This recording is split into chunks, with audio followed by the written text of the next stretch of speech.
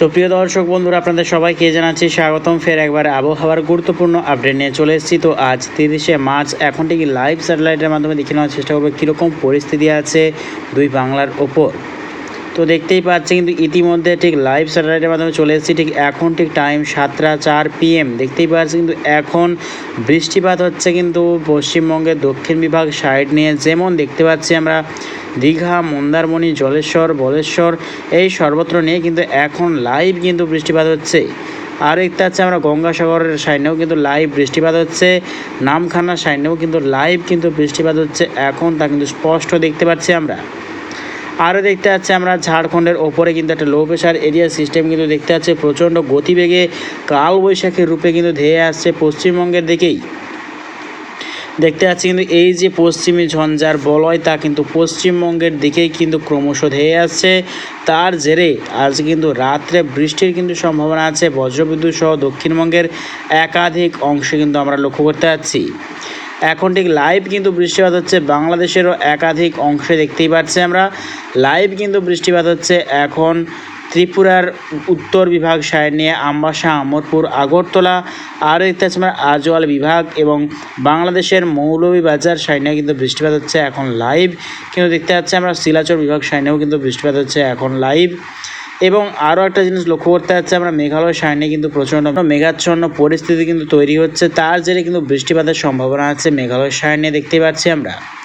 এবং দেখতে পাচ্ছি আমরা ঠিক গোটা মধ্য ভারতের সর্বত্র কিন্তু মেঘাচ্ছন্ন পরিস্থিতি বা লো প্রেশার এরিয়া সিস্টেম কিন্তু দেখতে পাচ্ছি ধীরে ধীরে ক্রমশ কিন্তু আরও গভীর নিম্নচাপের কিন্তু একটা রূপ নিচ্ছে। তার জেরে আজকে রাত্রে কিন্তু মধ্য ভারতেরও একাধিক অংশে বজ্রবিদ্যুৎ সহ তুমুল বৃষ্টির কিন্তু সম্ভাবনা আছে, দেখতেই পাচ্ছি আমরা। তো ঠিক আরও যদি মূলত ডিটেলস নিয়ে এগিয়ে যাই, আগামী দিনে কীরকম পরিস্থিতি থাকার সম্ভাবনা আছে দেখে নেওয়ার চেষ্টা করব।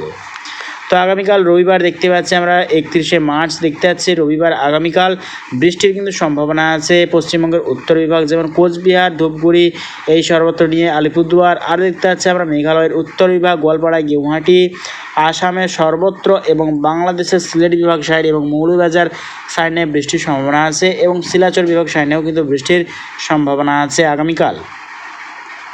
এবং পশ্চিমবঙ্গের ক্ষেত্রে দেখতে পাচ্ছি কিন্তু আগামীকাল কোনোরকমভাবে কোনো বৃষ্টি কিন্তু সম্ভাবনা নেই। তবে আরেকটা জিনিস লক্ষ্য করতে হচ্ছে, ঠিক দুপুরের পর থেকে কিন্তু ফের একটা বজ্র গর্ভ মেঘের কিন্তু সিস্টেম তৈরি করবে, তার জেরে কিন্তু বাংলাদেশের দক্ষিণবঙ্গের একাধিক অংশ যেমন খুলনা, বরিশাল, কালাপেড়া, এর আরও দেখতে পাচ্ছি আমরা চট্টগ্রাম, মহেশখালী, মতিরহাট, ফরিদগঞ্জ, কুমিল্লা, আমবাসা, আমরপুর, আগরতলা, মৌলভীবাজার, সিলেট এবং গোটা আজওয়াল, মিজোরাম এই সর্বত্র গোটা আসাম এবং গোটা ত্রিপুরার সর্বত্র কিন্তু বৃষ্টির সম্ভাবনা আছে, বজ্রবিদ্যুৎ সব মূলত বিক্ষিপ্ত বৃষ্টির সম্ভাবনা আছে।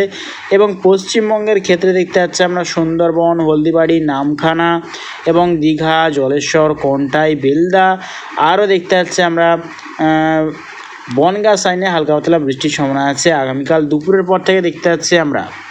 এবং যত টাইম এগোবে দেখে নেওয়ার চেষ্টা করবো ঠিক কীরকম পরিস্থিতি থাকার সম্ভাবনা। তো যদি চলে যায় সোমবার দিন, যদি চলে যাই তো সোমবার দেখতে পাচ্ছি কিন্তু প্রচণ্ড পরিমাণে টেম্পারেচার বৃদ্ধির আশঙ্কা আছে, অর্থাৎ আগামীকাল থেকে কিন্তু টেম্পারেচার বৃদ্ধি শুরু হয়ে যাবে এবং তাপপ্রবাহ কিন্তু বইতে শুরু করবে গোটা পশ্চিমবঙ্গ এবং গোটা বাংলাদেশের সর্বত্র। এবং যত টাইম এগোবে দেখে নেওয়ার চেষ্টা করবে কীরকম পরিস্থিতি থাকার সম্ভাবনা।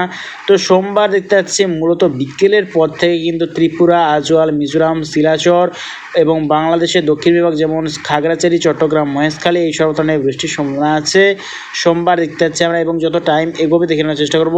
তো দেখতে পাচ্ছি কিন্তু পশ্চিমবঙ্গের ক্ষেত্রে কিন্তু সেরকমভাবে কোনো অ্যালার্টের সম্ভাবনা নেই, তবে যত টাইম এগোবে দেখে নেওয়ার চেষ্টা করবে কীরকম পরিস্থিতি থাকার সম্ভাবনা। তো আমরা লাস্ট আপডেটের দিকে এগোচ্ছি কীরকম থাকার সম্ভাবনা আছে পরিস্থিতি, তো দেখে নেওয়ার চেষ্টা করব। তো লাস্ট আপডেট চলে এসেছে আমরা 8 তারিখ 8ই এপ্রিল, দেখে নেওয়ার চেষ্টা করবে কীরকম পরিস্থিতি থাকার সম্ভাবনা। তো দেখতে পাচ্ছি কিন্তু মূলত আবহাওয়ার বিরাট কিন্তু বড় পরিবর্তন আসতে চলেছে, যেহেতু একটা কালবৈশাখীর বা লো প্রেশার এরিয়া সিস্টেম কিন্তু তৈরি করছে, তার জেরে কিন্তু পশ্চিমবঙ্গের আগামী মাসের 5 তারিখ বা 6 তারিখের পর থেকে কিন্তু প্রত্যেক দিন কালবৈশাখীর সম্ভাবনা আছে পশ্চিমবঙ্গের দক্ষিণ বিভাগের সর্বত্র, তা কিন্তু স্পষ্ট কিন্তু আমরা দেখতে পাচ্ছি। তো প্রিয় দর্শক বন্ধুরা, ভিডিওটা যদি ভালো লেগে থাকে অবশ্যই এটা লাইক করবেন এবং অবশ্যই আমার চ্যানেলটাকে সাবস্ক্রাইব করবেন। তো আজ এটুকুটাই।